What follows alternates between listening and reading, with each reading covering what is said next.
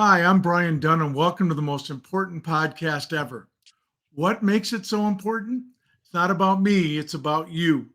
This podcast is about ordinary people doing extraordinary things, the moments of resilience, the lessons learned, and the small acts that made a big difference. From retail floors to boardrooms, we'll share the untold stories that shape lives and careers. I am super excited about this week's show. Our guest is a assistant coach for the Houston Rockets and my son, William Dunn, who's connecting with us live from Houston tonight. Hey, Will, how are you? Good. How's it going, guys? Excited to join the show today. Well, we're super happy to have you. Thank you so much for making time. I uh, I want to just dive right in. Yeah. Growing up, you were a multi-talented athlete. You were like our Joe Mauer. You were great at a lot of sports. When did basketball capture your heart?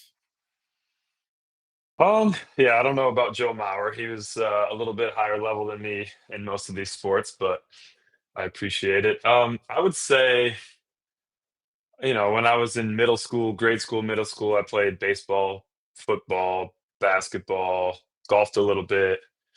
It probably wasn't till around sixth, seventh grade, fifth, sixth, seventh grade in that realm that I really started to love basketball. And I think mostly just because I started to get pretty good at it at that age.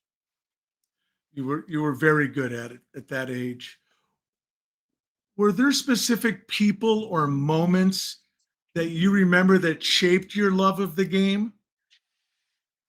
Yeah, I mean, growing up in Minneapolis, my childhood, it was always like Kevin Garnett was the center of the universe for any basketball fan that grew up in Minneapolis in the early 2000s. So watching KG and watching some of those early 2000s Wolves teams, specifically that 2003, 2004 team, that was the first year the Timberwolves had gotten out of the first round of the playoffs, I think ever, if I'm not mistaken, at that point. And they went to the conference finals. That was the team with like Sam Cassell and Latrell Sprewell, KG, Wally Zerbiak, et cetera, et cetera. Flip Saunders, RIP, was the head coach of that team. And that team, I was just kind of getting to the age where I kind of understood what was going on in professional sports in general. I think I was 11 or 12 at that point. And that team I just fell in love with that team. And then ever since then, kind of the rest was history. That was a magical team, and KG was certainly a force of nature. What was it about KG that caught your eye or that you most connected with? Well, to be honest, I think the biggest thing was just he was one of the best players in the league, um, in on a team that played out of Minnesota, which was pretty rare, especially in the NBA. I think you could probably say that about only one guy in the history of the game. I think only one guy, only one Timberwolf has ever won MVP, and that's KG in 2003 that year. And so when I was that age, I didn't really quite grasp exactly why he was good or what was amazing about him other than he was just really, really good. And then also just the fierce competitiveness and the fire that he played with every game. That was kind of probably the biggest thing that drew me to him, other than just the fact that he played for the Timberwolves and was an awesome, awesome player. You and I went to a lot of games together. And the thing that I remember the most about KG was that sheer force of will. I feel like he would have been successful whatever he decided to do just because of that hardcore drive. And you know this about me. I love defense so much.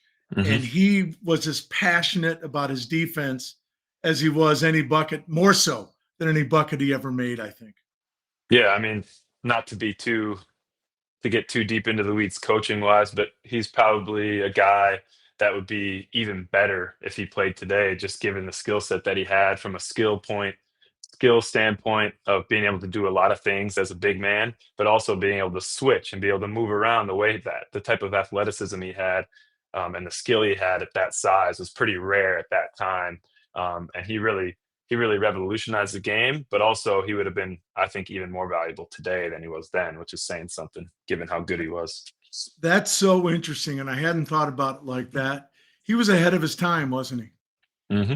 Yeah, and you'd gotta expect that at this point he'd be shooting threes, he'd be handling the ball a lot more, which just wasn't something that bigs did back then very often. Right. So And we're not going to get any more in the weeds on the Wolves in that year, except to say, if you remember, Cassell got hurt and KG was playing point guard basically mhm, through that whole talk about that was quite an effort. no Quite question. quite an effort. Um, how did high school and college basketball prepare you for coaching, not just playing the game? Or did it? Yeah, yeah, I would say it definitely obviously it all anything any experience with the game kinda contributes to kind of who you are and as far as the game goes and what you believe in and your experiences and all that kind of shape your philosophies and how you look at the game. I would say high school, I wasn't even approaching the game in that way, other than I think the only difference it really made was it kinda just was the first adversity I'd had in the game of basketball as far as you're a freshman and you're on the varsity team and you're sitting on the bench, you're not playing at all. So that kinda gives you a new perspective versus, in middle school and grade school, you're always the best player. You just go out, you're gonna play all the minutes and shoot all the shots and score all the points and everything's fun and great and everybody tells you how great you are. And then you get to high school and there are a lot players that are a lot better than you and a lot bigger than you and a lot smarter than you, and you kinda have to figure out a new way to get better and reinvent yourself, etc. There, but it didn't really prepare me for coaching as much, other than just maybe preparing me more for general life adversity and experiences. But I would say my time at St. Thomas and my time at Indiana, Purdue, Fort Wayne, which for the listeners, those are the two schools I played college basketball at. I was at Indiana, Purdue, Fort Wayne for 2 years, and then I transferred to the University of St. Thomas in St. Paul. I would say number one, in just a very simple way, my time in Fort Wayne, it allowed me to meet some people that worked for the Fort Wayne Mad Ants, which is the G League affiliate of the Indiana Pacers, which then in turn later on was part of how I got a job with the Fort Wayne Mad Ants in the G League several years down the road. So that was valuable just in a very direct sense in that way. And then my time at St. Thomas, um, really, I think playing for John Tower, playing for Jay Pivick, who was a guest on this podcast as well. Um, those guys, they just made playing basketball so much fun again. And being a part of that program and being a part of that team, that culture for a few years, that allowed me to fall kind of back in love with the game after some tough years where it felt more like a job than it was something I loved doing and a passion. So being at UST and learning so much from John Tower and those guys, and then just learn to fall back in love with the game, I would say my time at St. Thomas was a huge part of why I decided to go back down into the coaching route versus maybe taking a business or a retail style job like that. I want to get into your path through professional basketball, but I do have to Mhm. mention that St. Thomas team won a national championship, a D3 national championship in 2016. And I would imagine, I know as a dad, as a parent, it filled me with pride. It must be an amazing experience. Does it make you hungry for more of that kind of thing? Yeah, for sure. I mean, that's part of it, but I think the biggest thing it kind of gives you is just like the lifelong memories of the teammates, the coaches, the games you played, the times in the locker room, the dinners after the game, the road trips, et cetera, et cetera. And as you know, some of those guys on that team are my best friends, some of my best friends to this day. And those relationships and that camaraderie and that type of um, culture in the locker room is kind of part of why I just knew basketball wasn't something I wanted to walk away from after I was done playing. I knew it was something that I just had to have at least some part of my life, whether it was going to be my whole career or just something on the side. I knew I wasn't ready to give up basketball completely. That's for sure. So your professional path, you started to talk about it. Maybe you could talk us through the path from graduating from St. Thomas to becoming a member of the Houston Rockets organization. Yeah. So graduated from St. Thomas, kind of just set out into the horizon of trying to figure out how to get into the coaching world. Didn't really have a plan, didn't really know how it worked, didn't really, kind of was aimless, but talked to a few people. Some of the coaches at St. Thomas I spoke to, some of the people I'd gotten connected to. Jim Peterson, who is the voice of the Timberwolves, color commentator for the Timberwolves. He's a good family friend.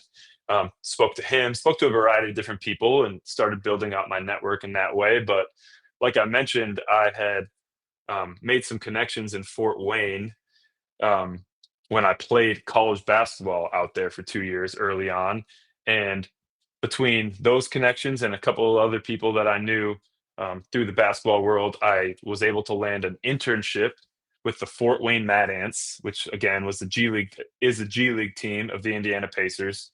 Um, that internship was literally like the only thing I could find in a year and a half of searching for a professional basketball job. And it basically was minimum wage, hourly, capped, no overtime. And like my number one priority, my number one responsibility of this whole job was to train to get my bus driver's license so I could drive the team shuttle bus where I could pick the players up and drive them to and from games and practice. I would pick the opposing teams up from the airport and take them to the hotel and take them to games, et cetera, et cetera. And that was the number one responsibility. I was basically told if I can't figure that part of it out, then they're gonna have to find somebody else that can do it. So that first month on the job in Fort Wayne, I was just studying, reading the manual to get my Class C, I believe, bus license, which is like a 24-seat shuttle bus. And once I was able to get that done, then I was able to start learning some of the coaching side of it, being on the court with player development stuff, video stuff, video scouting, and then obviously some X's and O's and coaching type of stuff as well.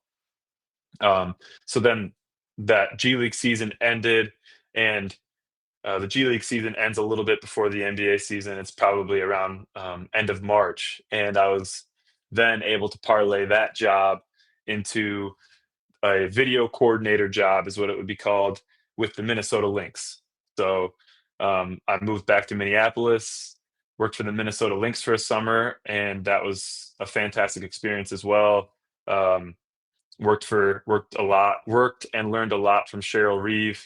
That was Nafisa Collier's rookie year, who's now probably going to have a chance to win the MVP this season, and they're one of the best teams in the league. So anyway, we made the playoffs and had a really good year, and that was really a big step forward as far as my responsibilities. I was able to do a lot more. I was able to participate in all the coaches meetings. I was able to work players out on the floor and stuff like that. So that was a big step forward. And then when I was doing that job, the Lynx share a facility with the Minnesota Timberwolves, as some of you may know.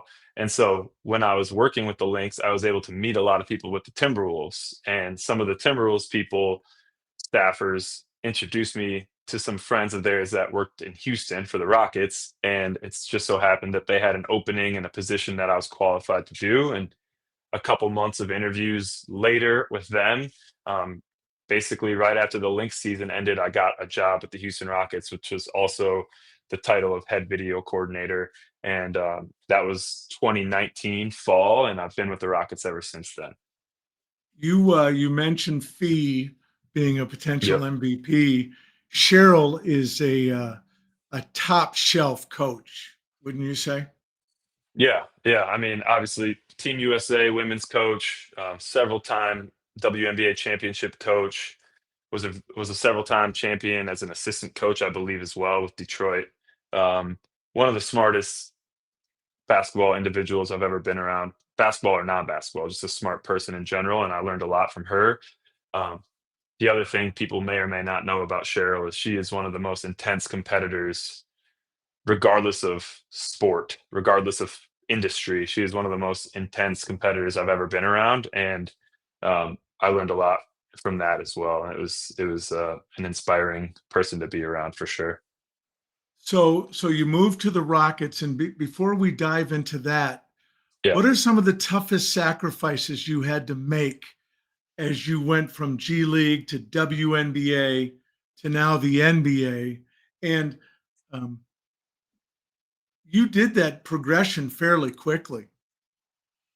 yeah, that was all within a 2-year span, I would say, is maybe a year and a half span.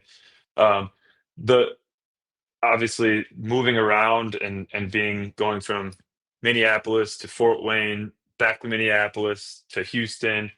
I think there's a little bit of kind of grind, wear and tear of just the moving around aspect of it. But like you said, that part for me was only a few times, and I've been super lucky to just be in Houston for so long that I haven't had to do a whole lot of moving around. I have friends in the industry that have moved 10 times in 10 years for 10 different jobs, and that's just the reality of our industry. And I've been lucky in that regard. But as far as the sacrifices that I've had to make, and which most people in the industry make, is you really it's we can't control our geography of where we're based. So there's in the NBA specifically, there's 30 jobs, there's 30 teams, there's 28 cities, and you don't really get to choose which one you work for. There's only a select amount, and if you get the job, you basically have to take it for the most part. And so what that means is you're moving away from your family, you're moving away from your friends, you're moving away from kind of your comfort zone. And um, this isn't like a job where, during the season, when the 7 months of the season, so call it September through May, there is no PTO, there is no days off, there is no I'm calling in sick today. You're pretty much, you're going 7 months straight of it's season mode, you're full grind, you're there every day, you're on the road, you're traveling every other day. It's 100 games, you're going 40 42 plus road games, plus a couple in the playoffs and plus a couple in the preseason. So you're traveling all over the place.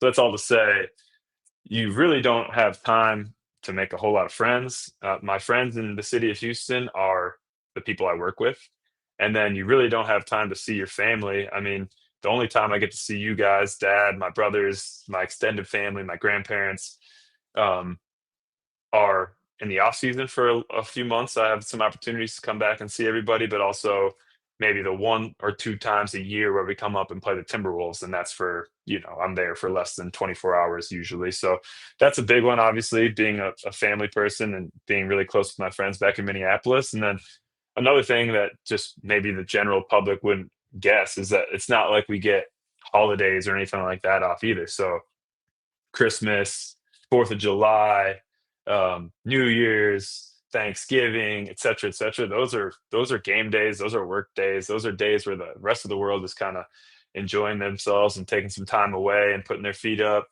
or at least most of the world.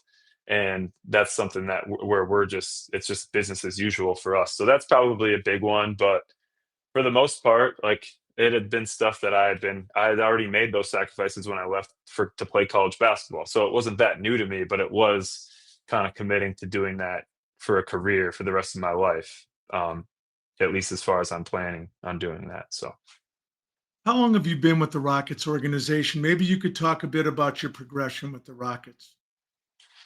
I started in 2019, the fall. So this is about to be fall 2025. So this is like about 6 years. Um, and then counting, obviously, going forward, I'll be with the team this coming year. So this next season will be my seventh season. Um, my first 3 years, I was in, like I've been mentioning earlier, the video room, and I can kind of expand on that if you feel that's necessary. Um, but it was kind of, I would just say, an entry level coaching job, where guys would go to kind of get their start. So an example of a guy that's done that is Eric Spoelstra started in the video room for the Miami Heat. He's like the famous example of a guy that started at that level and kind of rose to the top as the head coach. Um, so I was in the video room for 3 years in that entry level position, and then kind of worked my way up. And then after my third season, I was promoted to assistant coach, which is what I have been for the last 3 seasons. And then going forward, this will be my fourth season as an assistant coach with the team. Can you just quickly tell us what a video room role looks like? Yeah. So the video room is basically, um, usually somewhere between 3 and 5 younger aspiring coaches. Usually it's guys that played college basketball at some level, like myself. Some could be even former NBA players for sure, but a lot of them at least have some sort of former playing background. And their job is basically, they're on the court kind of sparring with our players whenever one of our players is working out, those guys are on the court with them, whether they're giving giving a dummy defense look of just playing like fake defense, whether they're rebounding, whether they're passing, um, whether they're counting, keeping tracks of makes and misses, etc. They're on the floor for almost every workout. So that's number one. That's the number one priority. And then number two, and this is where the video aspect comes in. They are responsible for organizing, compiling, organizing, downloading, uploading, sorting out all of the scouting video pertaining to the teams that we're about to play. So let's just say we play the Minnesota Timberwolves tomorrow. The video guy that's in charge of the video guy that's working with the assistant coach that's doing the game plan on the Minnesota Timberwolves will be watching the Timberwolves' last 5 games, and they'll go through their last 5 games and make all sorts of different edits and playlists of examples of how they play, the plays they run, the sets they run, the coverages that they're going to do, the coverages they're going to use against us, how they defend, um, just kind of like organizing it all for the assistant coach so that the assistant coach has a very organized list of things and list of playlists that they can just go through and watch piece by piece. Hey, I want to watch how is Minnesota going to guard us in pick and roll? How is Minnesota going to try to attack our defense, et cetera, so that it saves the assistant coach who may have 3 or 4 scouts in the next week. They don't have to go and do all that groundwork. They kind of do the initial wave of research and study on that team. So then it prepares the coach. It allows the coach to take a little work off his plate. Interesting, interesting, interesting. Um, Hey, I know no day is typical, but can you give us a sense of what a day in the life is like for you as an NBA assistant coach during the season? Yeah, I mean, like you said, it's all just dependent on what type of day it is. In the NBA, you usually have 3 different types of days. It's like a game day, a practice day, and a off day. Off days might be once every couple of weeks or once every 10 days. Um, and that usually just involves like you're off, but you come in and guys work out, but it's a little bit more casual. But I'll talk you through kind of what a game day would look like, just because that's probably the most common and most involved. A typical game day as an assistant coach, I get in there very early, um, and make sure I have all my film ready to show, whether it's my game plan, my scout that day, or whether it's just to show some of the players I'm working with some film from their previous game. So I'm making sure I'm on top of my film. That's first thing in the morning, and then about 8 a.m. rolls around, 8:30 a.m. rolls around, and then players start to come out onto the floor. So us coaches will go out and we'll start working our guys out, making sure they have what they need. We call those workouts, those pre-shoot around workouts, we call those vitamins. So those vitamins, we work our guys out. It's like their daily vitamin. That's why we call them that. They kind of work on various things that player is specific to that player. Whether it could be one player needs to shoot a bunch of threes. One player, if it's a big guy, they might be working on their pick and roll technique, their pick and roll coverages. It just varies depending on the guy. So we're usually out there for that for about an hour and a half, and then at 10 a.m. we all go into the film room. We'll watch film on the upcoming game, on the upcoming opponent, talk about the game plan, talk about our matchups, talk about anything specific to that team that we need to be aware of.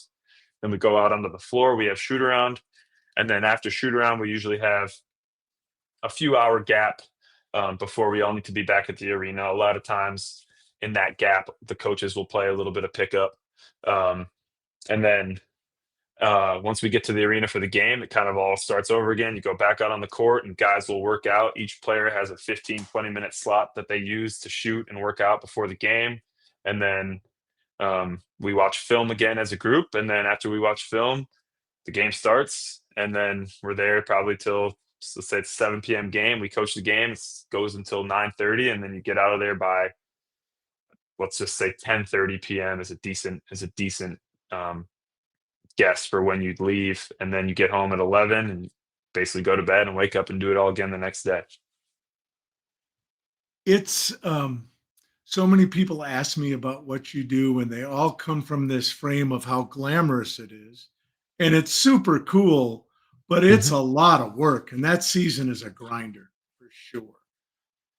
Yeah, I mean, it's the biggest grind, I think, more than anything. Like you said, we all love what we do, but the biggest grind is just it's the travel coupled with the lack of sleep. Those two things, and they go hand in hand, is when you're going for 7 straight months and you have 4 games a week, 3 games a week, and could be 2, 3, 4 different cities, you just tend to lose a lot of sleep, and, there are nights where you get to bed at 2, 3 AM after your plane lands, you drive to the hotel, you get to bed at 2 or 3 AM in the new city, and then you gotta wake up at 7 AM the next day, and you have a fully loaded day of being on the court and watching film and working with the players, and you got to make sure you're locked in on the stuff because there's a lot of stuff on the line there. So yeah, that's probably the biggest thing is just the wear and tear, the grind over time of lack of sleep, et cetera, the travel.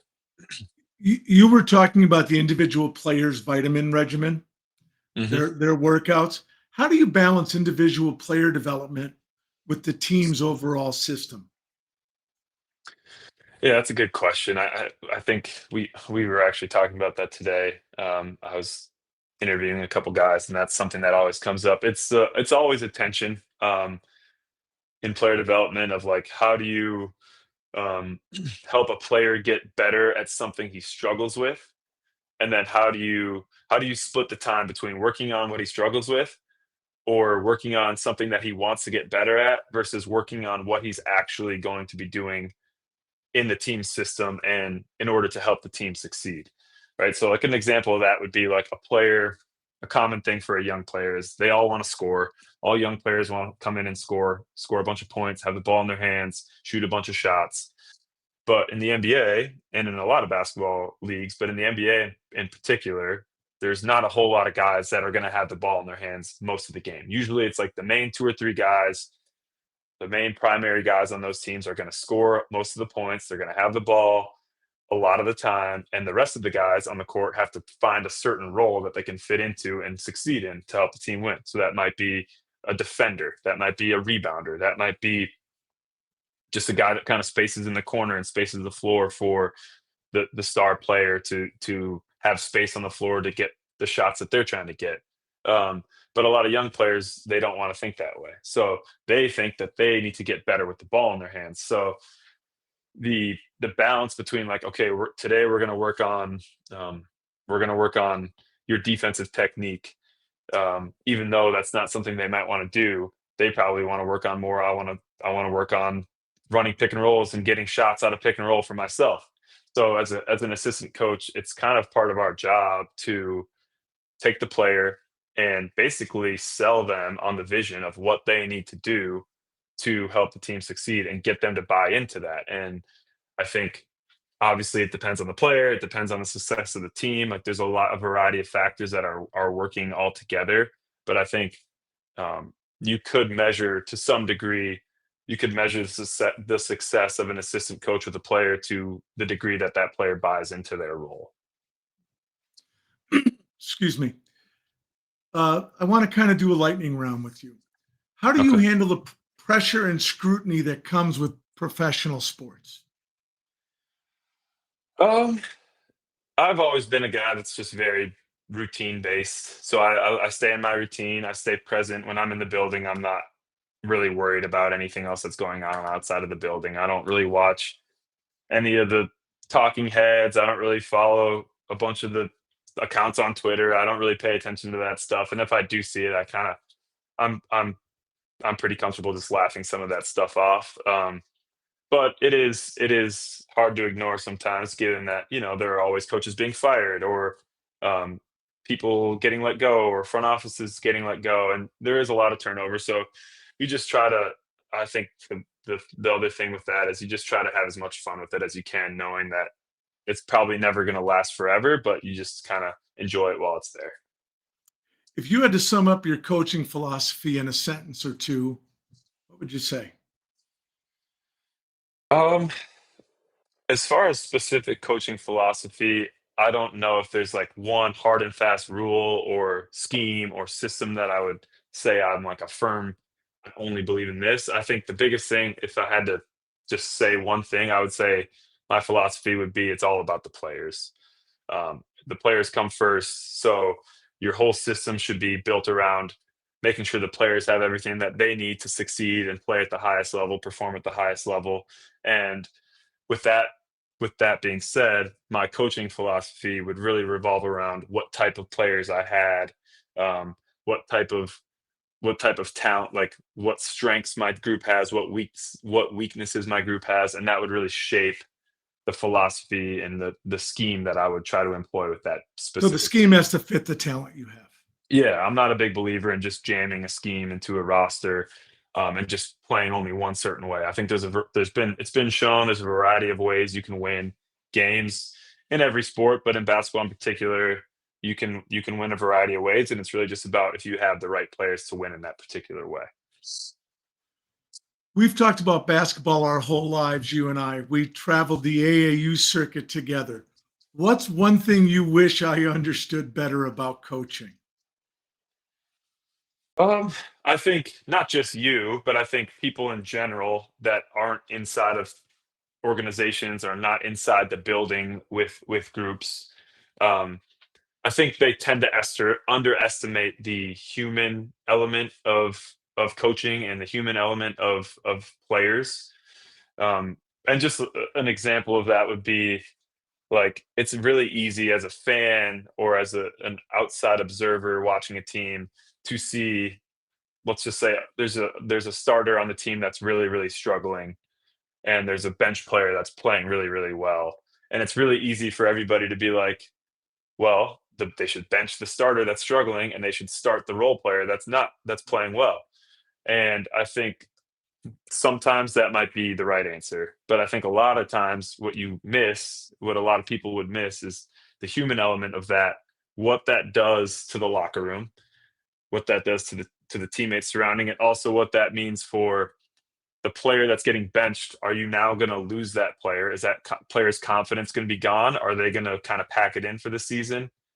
Is that going to eliminate any possibility of that player figuring it out and finding a way to play better? And then also, you're now taking the player who's playing so well off the bench and you're putting them in a completely new role, playing with new players, um, because they're not playing with the same lineups anymore. They're now in the starting lineup, so you're putting that player who's playing well, and you're totally changing their environment too. So you're kind of risking that player playing well, and you're also risking the player who's struggling, figuring it out in a certain way as well. That's so interesting because my former life, you would take a store manager that was doing a great job and you'd put them in a troubled store, and then you could end up with two problems instead of Hmm. one. I get it. Yeah. That's Now the troubled store is still troubled, and the store that was succeeding is now struggling because right. their manager there, who's doing a great job, is no longer there, and now they're both struggling. Yeah. Yeah, I think that's so interesting. When you think about all the lessons you've learned as a coach, is there one that carries over most into your personal life? Um, I would say just coaching is really like it's all about working with people, and kind of coaching is like being a coach, being a teacher, being a therapist, being a confidant, being a friend, being a mentor, and being a sounding board, all those things rolled up into one. But it all really boils down to just kind of working with people and your relationships with different types of people, whether it's your colleagues that are also coaches, whether it's the people that work underneath you, whether it's the players that you work with.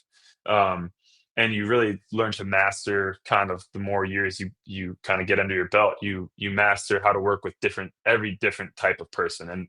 And I've kind of seen, as I'm sure you, because you've met a lot more people than I have, but you kind of see that every industry, every bucket of people that you're around, the same types of people start to pop up, and you start to figure out ways to deal with different types of people, right? So as a coach Different that might archetypes. manifest, yeah, as a coach that might manifest is, am I going to coach this guy really hard and be tough on him, tough love, or is this a guy that I have to throw my arm around and be a little bit more sensitive with, and make sure that they know that I care for them and that kind of thing, or are they a tough love guy? I think that falls into basically every walk of life. Absolutely. Okay, last question. If Mhm. you could coach any player from any era, who would it be and why?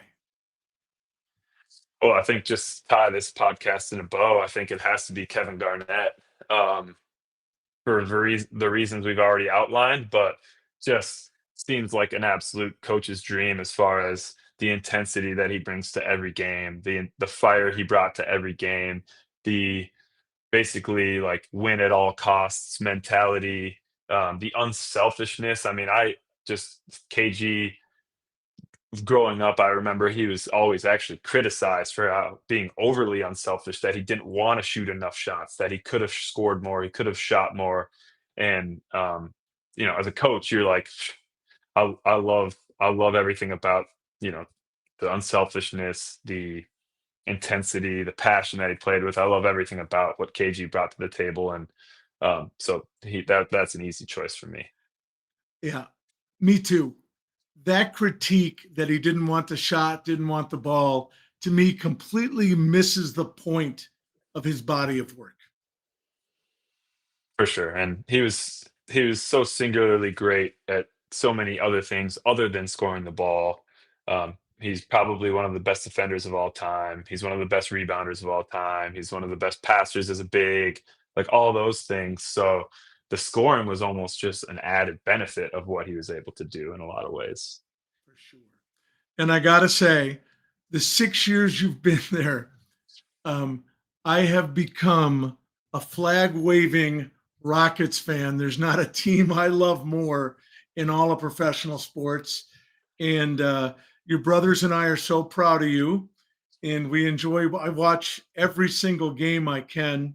And I want to thank you for being such an engaging guest today. And I hope we can check in with you later in the season or at the end of the season as your schedule allows.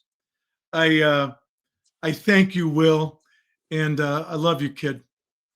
Yeah, no, that'd That be awesome. Would love to hop on again. It was great, and thanks for having me. And love you too. uh, and that's it for the most important podcast ever. Big thanks to Coach Will Dunn of the Houston Rockets for sharing his story, and an even bigger thanks to you for watching and listening. If you enjoy this conversation, share it with someone who will find it meaningful. You can watch and listen to us on our YouTube and follow us on social media.